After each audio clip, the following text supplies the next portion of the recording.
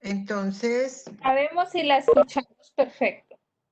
bueno, Bueno, entonces espérate, voy a entonces empezar. para la charla, la doctora Shirley Mejía López es nutricionista, docente del programa de medicina de la Universidad del Quindío y el nombre de la charla es El arma secreta de la naturaleza, HMO.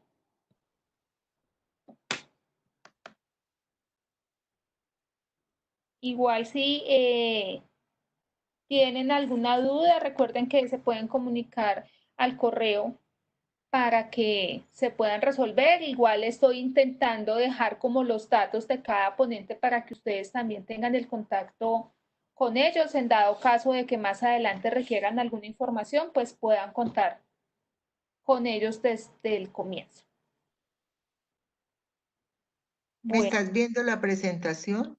sí, se ve la presentación, pero sería por favor que le dé clic en el icono donde se... Sí, ya, el conito, ya. Lo importante es que me digas si se ve para ya organizar. Ah, sí, ya se ve. Muy bien. ¿Quedó listo? Sí, listo. Bueno, ¿me escuchas? Sí, Perfecto. Bueno, como ya lo dijo Andrea, esta charla se trata de uno de los tantos componentes que tiene la leche de la mamá. A eso le llamamos oligosacáridos, de su sigla en inglés HMO. O sea, cuando encuentren esta sigla, no se extrañen. Nos referimos a un componente de la leche materna y es lo que vamos a tratar de entender ahora en qué consiste ese papel que tienen ese componente que se llaman oligosacáridos. Le ha denominado como un arma secreta porque es que realmente la investigación sobre los oligosacáridos es una investigación que empezó hace muchos años, pero solamente en los últimos se le ha dado tanta relevancia, ha habido tanta investigación y se ha tratado de cada vez ampliar más los conocimientos sobre los oligosacáridos. Vemos aquí en términos generales que yo les estoy hablando de un solo elemento, que son los oligosacáridos. Pero aquí hay una partecita de todo lo que compone la leche materna.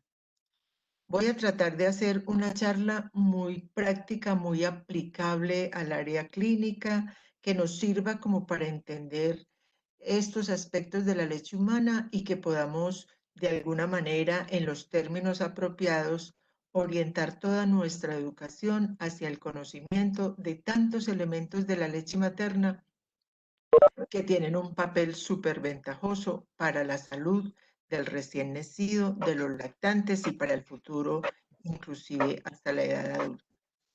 Entonces aquí vamos a ver que tenemos aquí al pie de la cabecita, no sé si este cursor se está viendo, tenemos los oligosacáridos. Pero resulta que para hablar de oligosacáridos tenemos que hablar de una etapa que es crucial en el niño, que todas las entidades de las organizaciones, como son, por ejemplo, la UNICEF, la Organización Mundial de la Salud, las asociaciones de pediatría, todas han visto esta etapa y la han llamado una ventana de oportunidades para el niño. ¿Por qué una ventana de oportunidades? Porque lo que hagamos durante estos primeros 1000 días de vida del niño, el niño lo va a aprovechar óptimamente debido a que todo lo bueno que resulte de este proceso es lo que va a repercutir en el desarrollo, en el crecimiento, en la inmunidad, en los buenos patrones de nutrición. O sea, todo se está concentrando mucho en esta etapa de los 1000 días. Cuando les hablo de los 1000 días, eso se refiere a los 9 meses de gestación, que son 270 días. Al primer año se le suman los 365 y en el segundo año los otros 365 y vamos a encontrar esa ventana de oportunidad donde todo lo que hagamos va a ser en beneficio del bebé. Si hay tropiezos, si hay trastornos, si no se da, este es el curso normal del proceso de formación de un bebé. Cuando vamos a hablar de los oligosacáridos, tenemos que hablar de algo que todos se han oído mencionar, todos los que trabajamos en salud manejamos actualmente este concepto que se llama microbiota. Antiguamente a la microbiota se le llamaba la flora intestinal, la flora bacteriana, pero el término correcto es el de microbiota. Y yo no les puedo hablar de ustedes de oligosacáridos sin hablarles de lo que es la microbiota para poder entender esa simbiosis que ocurre que va a originar que ese niño sea muy saludable derivado de todos estos procesos. ¿Qué es la microbiota? La microbiota se refiere al conjunto de microorganismos que se hallan en un determinado lugar del cuerpo. Todo esto que les estoy mostrando acá es para reflejarle que la microbiota, la más, como dijéramos, la más importante, la que más relevancia tiene derivado de que genera mucha inmunidad en el ser humano, es la microbiota intestinal, la que va por todo ese tubo digestivo. Pero nosotros obviamente en otros lugares del cuerpo, como ven aquí, vamos a tener microbiota pulmonar, hay una microbiota también específica del sistema genitourinario, hay microbiota en la piel, hay microbiota en la leche materna, hay microbiota a nivel renal, o sea, todos los sistemas se acompañan de lo que llamamos microbiota. Y esa microbiota es un conjunto de microorganismos. Y esos microorganismos pueden ser benéficos o pueden ser patógenos. Pero el hecho de que esa asociación de microorganismos se encuentre en condiciones adecuadas es lo que nos va a generar buena salud. Entonces es importante que tengan en cuenta el término de microbiota. Eso para nosotros es de vital importancia, iniciar en el niño una microbiota saludable que lo va a ayudar a evitar problemas metabólicos, problemas de crecimiento, problemas de obesidad, problemas de hipertensión precoz, de diabetes. O sea, hay mucha patología que está relacionada con una microbiota alterada. Entonces aquí hay algunos conceptos sobre qué es cantidad de microbiota tenemos nosotros en nuestro organismo.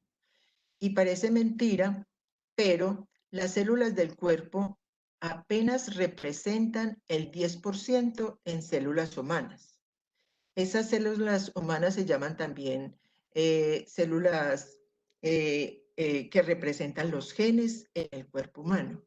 Pero miren el 10% comparado con lo que tenemos de microbios. Un 90% de nuestro cuerpo son microbios. O sea, uno eso le parece extraño, uno dice, pero ¿qué es ese porcentaje tan grande? Pero es nuestra realidad. Lo que es importante es que nosotros vivimos en una asociación de microorganismos que nos permiten la buena salud.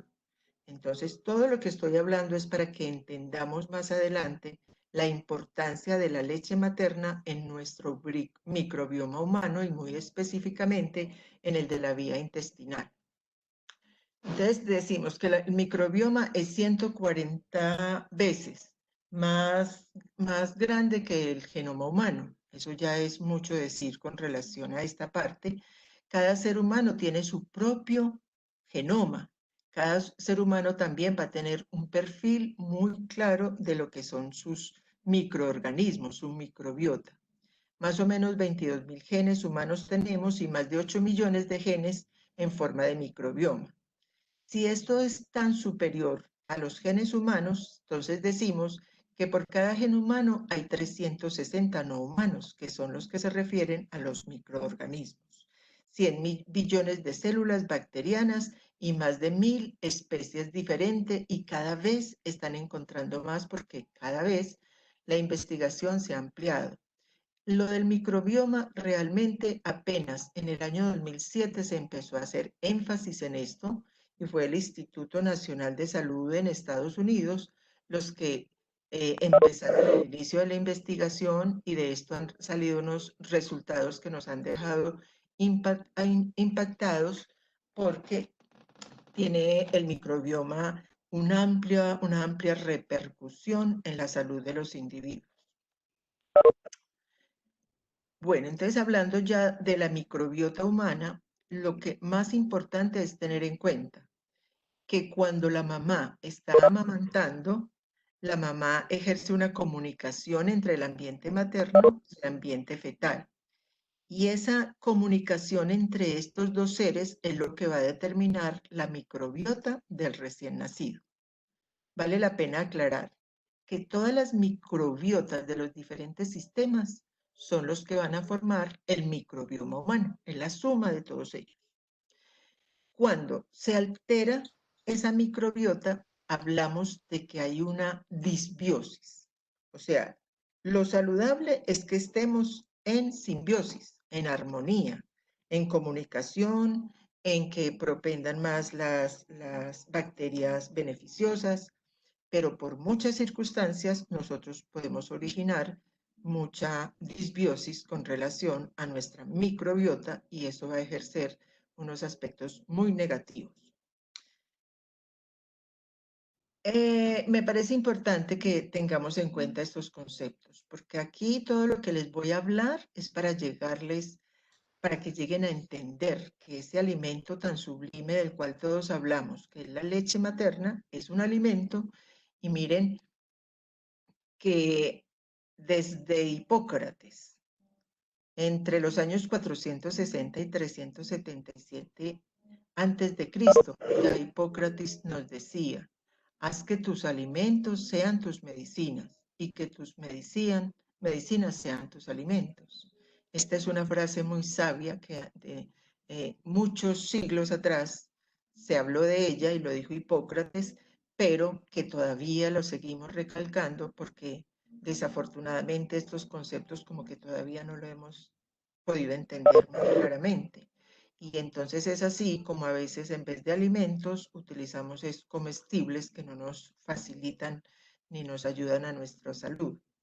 Pero hubo otro que también me pareció muy interesante y por eso se los traigo, otro investigador que se llama Eli Metchnikoff. Y Eli Metchnikoff, desde 1907, nos decía que la dieta puede proteger el cuerpo de la invasión de patógenos y en consecuencia mejorar y prolongar la calidad de vida.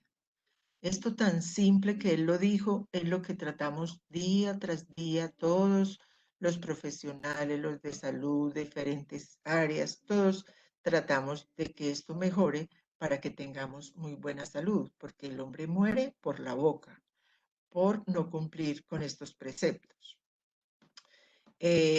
Metchnikoff fue un investigador que se le dio más relevancia al papel que hizo con relación a descubrir sobre los mecanismos de la fagocitosis, investigó sobre los polimorfonucleares y sobre todo sobre los macrófagos. Entonces son personas que han tenido un papel preponderante durante toda la vida. Los alimentos constituyen uno de los factores más importantes que modifican la microbiota intestinal.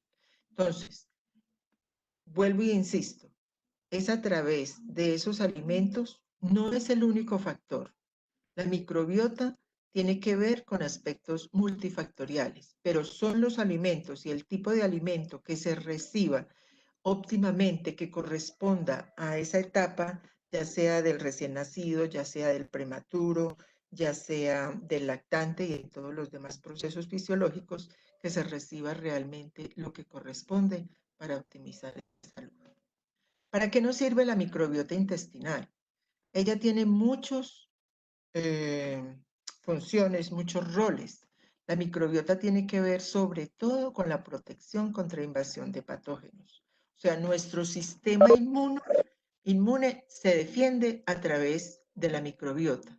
Depende cómo tengamos también esa microbiota, pues va a ser más positivo o no.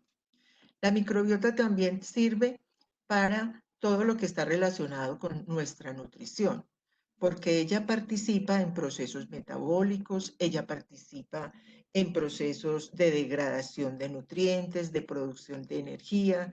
Entonces, yo creo que la mayoría ya han oído que en este momento Uno de los descubrimientos de las últimas décadas tiene que ver, por ejemplo, con la epidemia de obesidad y cómo está asociado con una microbiota alterada.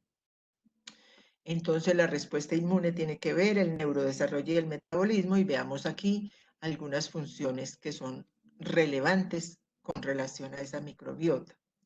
Entonces, va a proporcionar la resistencia contra infecciones, como se los mencioné. Hay algo muy importante que tiene que ver con la síntesis de nutrientes. Entonces, como que uno no asocia microorganismos con síntesis de vitamina K o de biotina o de vitamina B12, uno como que no hace esa relación. Pero en toda la investigación se ha demostrado cómo esa microbiota va a intervenir en la síntesis de esos vitaminas y de esos cofactores. La microbiota tiene varias características. Ella extrae energía de los nutrientes y es un porcentaje alto. Por ejemplo, se dice que entre el 40 y el 50% de la energía que consumimos es extraída a través de la microbiota nuestra. Pero también hay otros procesos como son la fermentación de algunos ácidos grasos, por ejemplo, que forman parte de efectos finalistas de todo el proceso de la microbiota y que hace que a la vez podamos recuperar energía a través de ella. El metabolismo relacionado con los depósitos de grasa, como les hablaba ahora sobre problemas de obesidad, tiene papel con relación a convertir ese colesterol, la bilirrubina y la tripsina, un aminoácido de amplio espectro en la leche humana. Va a prevenir el desarrollo de alergias, el asma en la infancia. Una microbiota alterada nos va a generar problemas de esta índole y también esa microbiota nos puede ayudar a trastornos autoinmunes como la enfermedad celíaca y otros, como les mencioné, enfermedades metabólicas. Entonces, ya hablando de la leche humana, entonces vamos a ver cómo es que se va relacionando la leche humana, la microbiota y los oligosacáridos. La leche humana es un fluido biológico. Biológico significa que hasta hace poco decíamos que era estéril, pero resulta que ese fluido biológico tiene una microbiota específica y que es un fluido y tiene una composición, esa leche materna, una composición compleja y que se va adaptando a las necesidades del niño en la medida que él va avanzando en su desarrollo y en su crecimiento. Todas estas características de la leche materna, esta tarde lo mencionábamos porque nos preguntaban por qué la leche es tan aguada, por qué la leche de la mamá es como azul, por qué tal cosa. Y yo les explicaba, la leche no es estática. Ese fluido es variable y va a variar dependiendo de si el niño es prematuro, de si el niño nació a término, de la nutrición de la mamá, de si son las primeras tomas de leche a través del calostro, de si es la leche madura que va hasta los 15 días o si es, perdón, la de transición que va hasta los 15 o la madura que supera los 15 días hasta el final del amamamiento. Entonces, a la leche humana con sus propiedades la hemos reconocido como la primera vacuna y eso se deriva de todos los componentes inmunológicos que contiene. Como les dije, es un tejido vivo, es un tejido que representa un papel, un rol súper importante para el niño y que también se le ha conocido como el estándar de oro porque es inimitable. Muchos han querido llegar a la composición de ella y de pronto en ciertas relaciones, cantidades de algunos nutrientes, de pronto han llegado a acercarse mucho, lo que llamamos las fórmulas infantiles, pero realmente esos componentes de la leche humana que no son solamente energía y nutrientes, que se conocen como sustancias bioactivas, sustancias funcionales, o sea, que no nos dan energía, pero tienen un papel en la inmunidad, tienen un papel para el crecimiento, para el sistema nervioso, es decir, a diferentes niveles. Entonces, hablando de esos contenidos, el potencial beneficioso y patogénico de los microorganismos intestinales hay de uno y de otra línea. Entonces hay unos que se consideran potencialmente patógenos y otros que se consideran muy benéficos. Entre esos benéficos tenemos los lactobacilos y las bacterias bífidas, pero hay otros que no lo son. El hecho de que ese flujo biológico, que es la leche materna, apoye como sustrato a esa microbiota, va a hacer que potencialmente estos patógenos se activen más y genere trastornos para el niño. Y va a hacer además que esos benéficos se eleven más, que superen y que formen barreras contra esos patógenos, defendiéndolo comúnmente de esos procesos de infecciones que se dan comúnmente en los bebés. ¿Qué es importante que sepamos de todo esto? Yo les hablo de una microbiota natural, sana, que nos protege. Pero esa microbiota puede estar alterada por factores internos o por factores externos. Los factores internos que nos determinan esa actividad de la microbiota tienen que ver en este caso de la microbiota de la leche materna, tienen que ver con el huésped, con la genética de la mamá, con el sistema inmune de la mamá, que está muy relacionado con esas bacterias. Pero hay otros factores que son externos y de pronto estos factores ambos han generado muchos problemas para nuestros niños con relación a la microbiota. Entre ellos, ¿cuál está? La microbiota es diferente. Si el parto es un parto normal por vía vaginal o si es un parto por cesárea. Los medios son totalmente diferentes. La mamá traslada su microbiota al bebé. Antes decíamos que todo ese traslado se hacía en el momento del parto, pero en las investigaciones recientes el niño ya trae algo de una microbiota derivada de la placenta de la madre. Esa microbiota, no sé, ustedes qué creerán, el de dónde está más, su perfil de microorganismos de esa placenta está más, en los estudios se ve más dirigido a la composición de la microbiota bucal de la mamá. Por eso en este momento en ginecología, los ginecólogos dentro de sus valoraciones se deben preocupar mucho por el estado bucal de las maternas, porque esa microbiota de la placenta, que es esa como primero la que tiene el niño, después va a recibir una carga grande que es a través de la vía de la vagina. Ahí hay otra microbiota específica que manda la madre a su bebé y es, por supuesto, mucho más relevante, es mucho más amplia la cantidad de microbiota en este paso. Después el niño va a recibir otra microbiota derivada de la leche materna que va a recibir en el primer día de nacimiento. Después va a generar otra microbiota derivada de la alimentación complementaria a los 6 meses y así sucesivamente. ¿Qué es lo importante de todo esto? Que la etapa clave para la formación de una microbiota sana se da en estas primeras etapas y se dice que toda esta microbiota que el bebé va acaparando durante todo este proceso, 2, 3 años, va a ser la microbiota que lo marque de adulto. Por eso esto está ligada con mucho tipo de enfermedades de diferente índole. Entonces la vía natural es esa. La microbiota sana se va a adquirir es por esa vía. Diferente pasa en el caso de la cesárea, porque la cesárea no es el campo natural.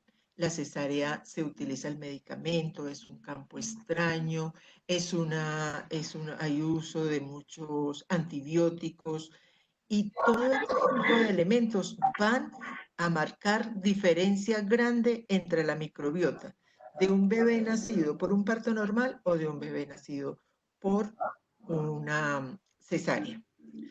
La alimentación, obviamente que la alimentación va a generar también cambios. Si yo no ofrezco ese primer alimento con su calostro, que es en las primeras horas de nacimiento, y al cambio de eso doy una fórmula que no va a tener esos componentes, esa capacidad inmunológica ni nada de esto, pues también la va a variar.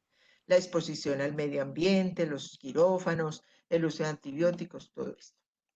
Entonces, miren que todo lo vamos derivando, por eso decíamos, una ventana de oportunidades que nosotros logremos realizar todos esos procesos que son los naturales, lo que realmente le corresponde a una madre, a su hijo, y por supuesto los beneficios para ellos y su familia. Hablando de todo esto y hablando de alimentación, porque es uno de los factores que nos cambia la microbiota, es importante tener en cuenta qué es la alimentación con leche humana y qué es la alimentación versus fórmula.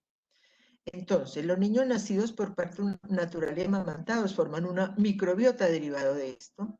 ¿Qué quiere decir? Que esa microbiota va a estar más cargada de lactobacilos y de bifidobacterias. Esos son probióticos. Son organismos vivos, forman parte de ella y nos benefician para muchas enfermedades, mientras que puede generar una mala suministro de alimentación o unos cambios, otro tipo de microbiota que es negativa para la salud del bebé. Desde la primera puesta al pecho, el recién nacido recibe el calostro. El calostro tiene unos componentes que mencionaba en la tarde. Yo les decía que tiene el calostro, tiene cantidad de HMO, que son los oligosacáridos. Tiene inmunoglobulina, sobre todo la inmunoglobulina A secretora. Tiene el sistema de complementos C1, C3 y C4. Tiene lactoferrina, que es ese transportador del hierro que nosotros lo consideramos siempre a través de toda la investigación, que es un protector para el niño. Él le va a ayudar al transporte del hierro, va a evitar que ese hierro esté libre y que a la vez él haga unos niveles adecuados, porque la leche materna tiene una cantidad de lactoferrita muy significativa. En la leche humana hay predominio, esa leche humana, esa microbiología muestra que hay predominio de bifidobacterias y de lactobacilos por el carácter ácido que tiene la leche, y ese carácter ácido se lo da la presencia del factor bífido. Ese factor bífido es derivado, ahorita les voy a mencionar algo de cómo se da todo este recambio de los componentes de la leche. Y algo importante es, los niños alimentados con fórmulas infantiles desarrollan una microbiota diversa, con predominio de bacteroides, enterobacteroides y enterococos. ¿Por qué? Las fórmulas infantiles en su mayoría son derivadas de la leche de la vaca. Y hay infinidad de investigación de ver cómo son los componentes de la leche de la vaca de diferentes a la leche de la madre, de la madre de los bebés. En este caso, ¿qué hay que resaltar? Que en el laboratorio se pueden modular muchas cosas, pero estas inmunoglobulinas, estos oligosacáridos en esta cantidad, la cantidad de oligosacáridos en la leche bovina es mínima, en cambio en la leche de la madre es altísima, y es lo que vamos a ver ahorita después de esta introducción. Como fuente de agentes bioterapéuticos, tenemos muchos agentes bioterapéuticos en la leche humana. Ya hablamos de los lactobacilos. En la leche materna poseen un potencial probiótico, que ya dije en qué consistía. Organismos vivos en el ser, en esa tubo intestinal del recién nacido.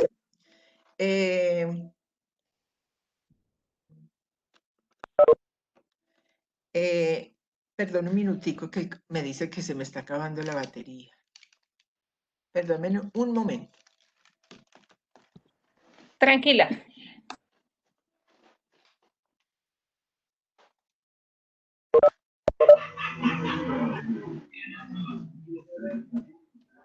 ¿Qué tanto hace usted, vos? Está llamando a alguien, amor.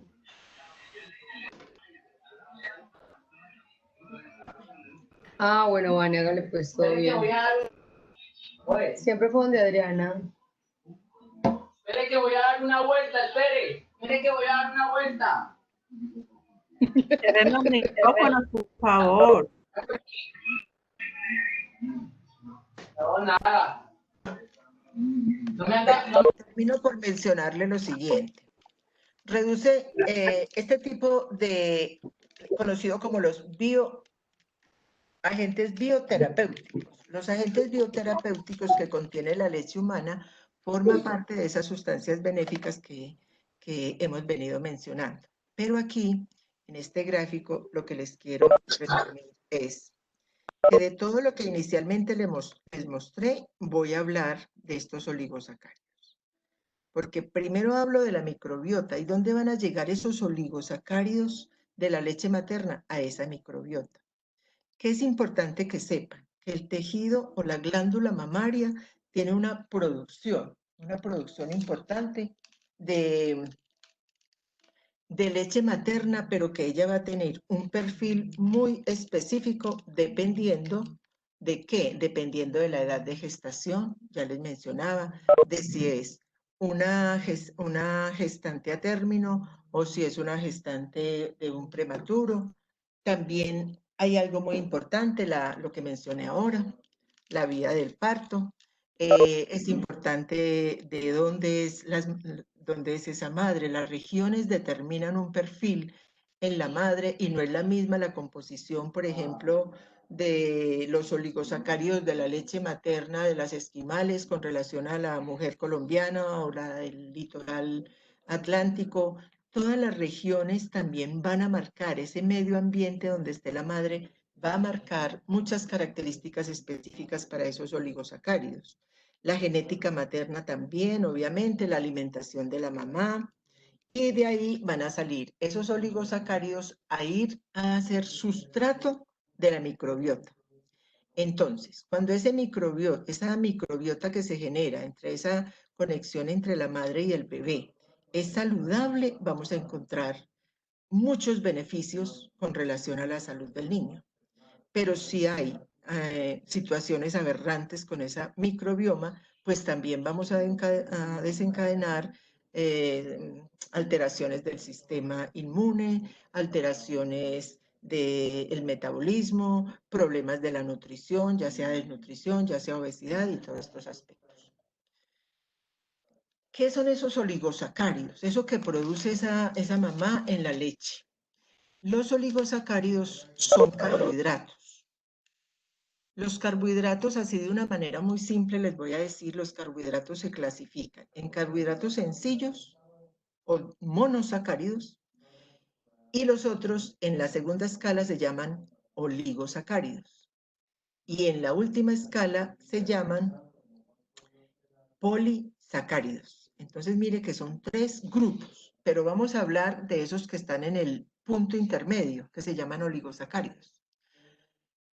Esos oligosacáridos son básicamente compuestos que están conformados por este tipo de monosacáridos. Se llama D-glucosa, D-galactosa, la N-acetilglucosamina, la fucosa y el ácido siálico. Son monosacáridos que se unen entre sí y que van a formar diferentes estructuras químicas que tienen unas uniones que se llaman uniones glucosídicas y que tienen un componente casi todas con lactosa.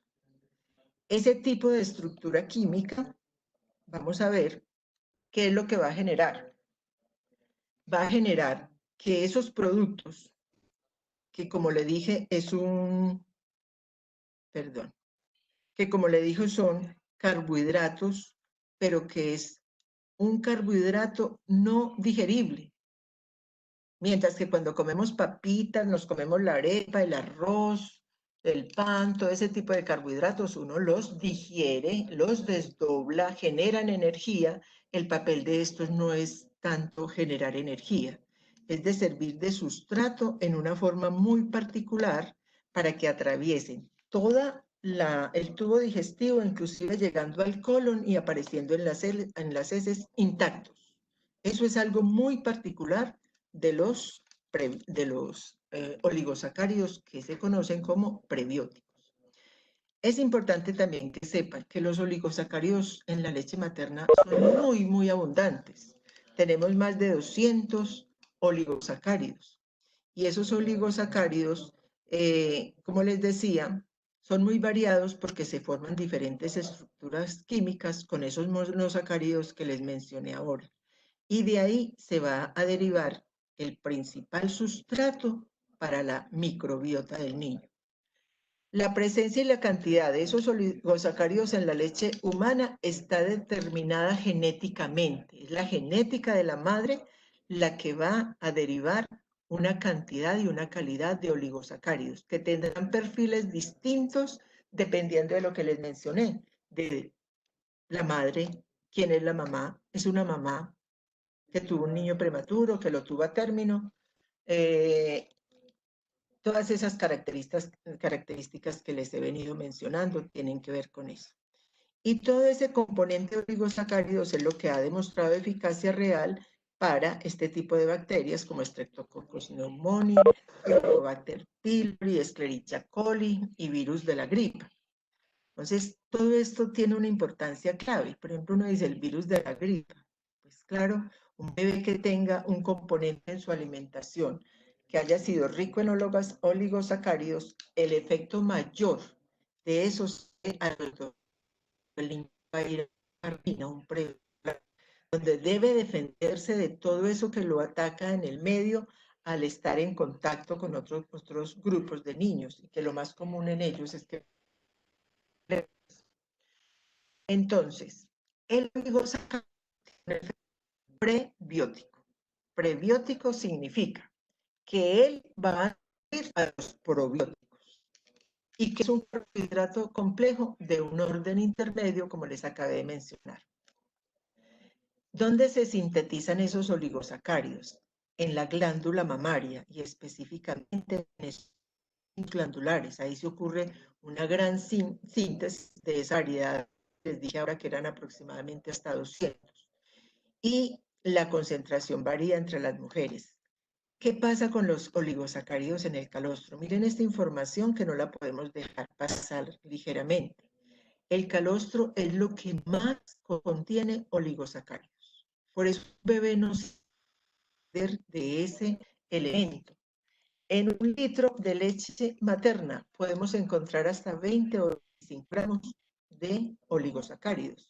Cuando la leche ya va rebajando su concentración y puede terminar entre 5 y 20 gramos.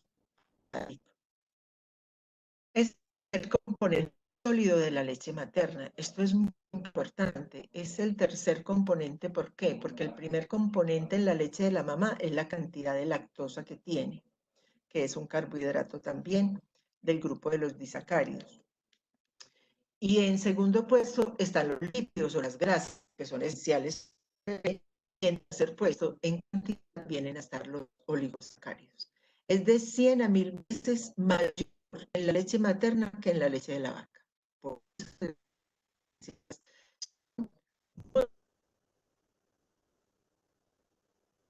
tienen que ya resisten el público. Resisten a las enzimas pancreáticas, el intestino intactas, excepto el 1%, que dije que sí eran absorbidas.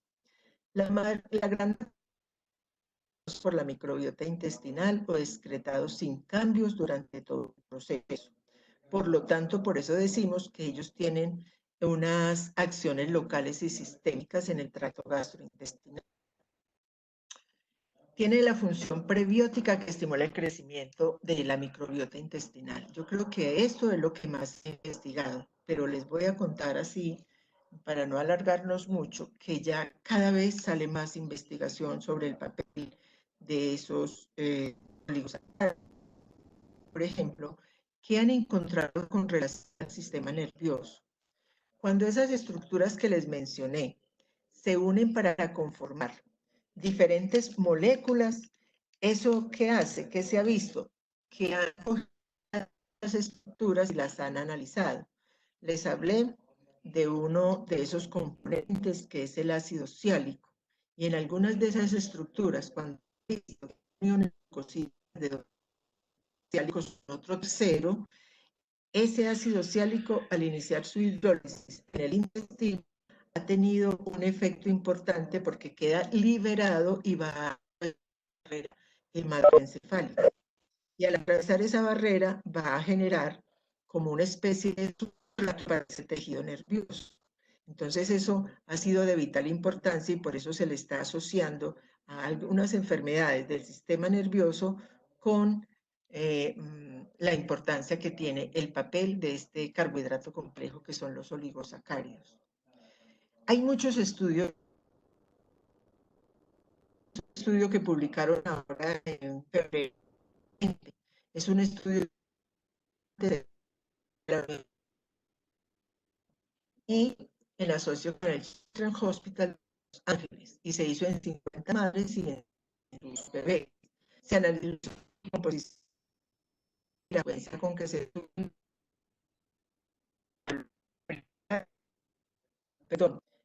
se hizo prueba en el primer mes, a los 6 meses y a los 2 años. Y se encontraron unos datos supremamente interesantes y todos relacionados con una de esas estructuras, ya el 2-fucosil-lactosa, que es el 2-FEL.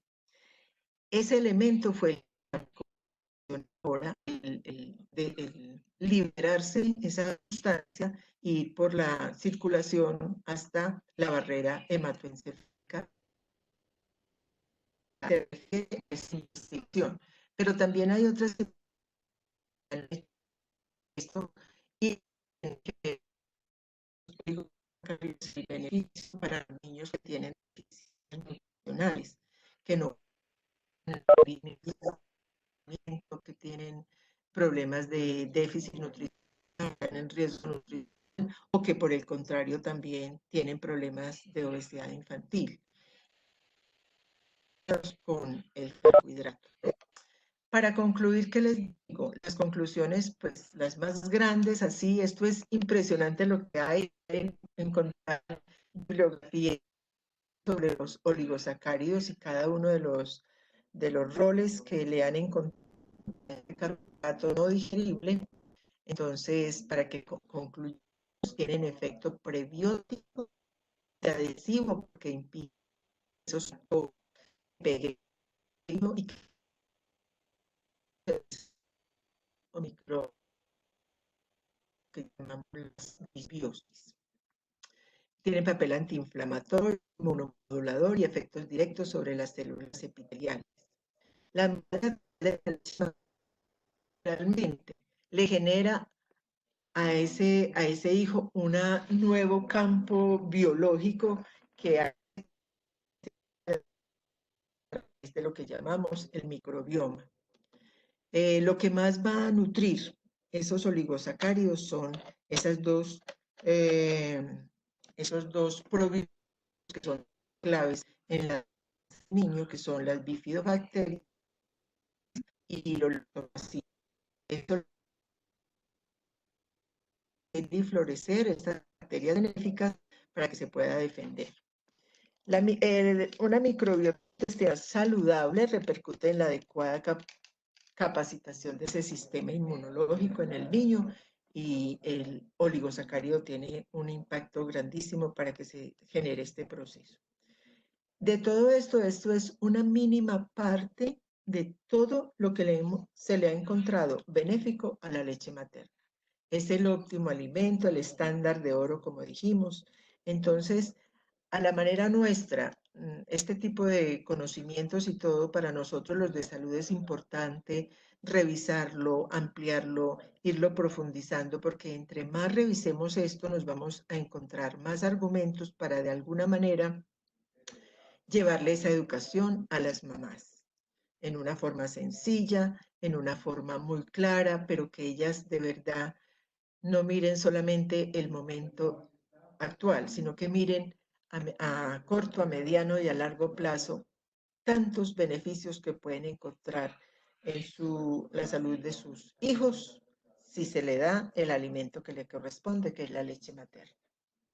Muchísimas gracias por la atención. Yo pienso que ya deben estar muy cansaditos en este horario, pero era un tema. Yo normalmente les cuento, reviso mucho sobre lactancia materna, pues todos los que han hablado esta semana me han parecido súper interesantes todas las conferencias, porque yo le decía a la doctora Andrea que esto es un equipo que todos dentro de nuestras ópticas, dentro de nuestras profesiones, tenemos que armarnos de mucho conocimiento y de mucho, realmente mucho amor con esas madres, con estos niños, para que ellas se sientan protegidos, asesorados, sin agredir, sin estar siempre atacando porque no dan la leche materna. Primero hay que llegar un poco más allá para entender qué ha pasado y cómo nosotros podemos participar en lograr que ella alimente a su hijo sanamente.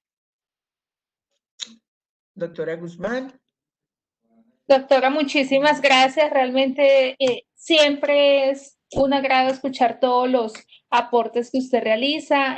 Muchísimas gracias por aceptar nuevamente la invitación. Siempre, siempre la tengo como presente cuando estoy organizando el simposio porque es muy importante tener esos temas claros y sobre todo lo que yo siempre dije y sigo diciendo, esos mitos que continúan y que una bolita de nieve se va haciendo cada vez más grande y entonces si tenemos un conocimiento adecuado podemos mejorar esta información con respecto a la alimentación.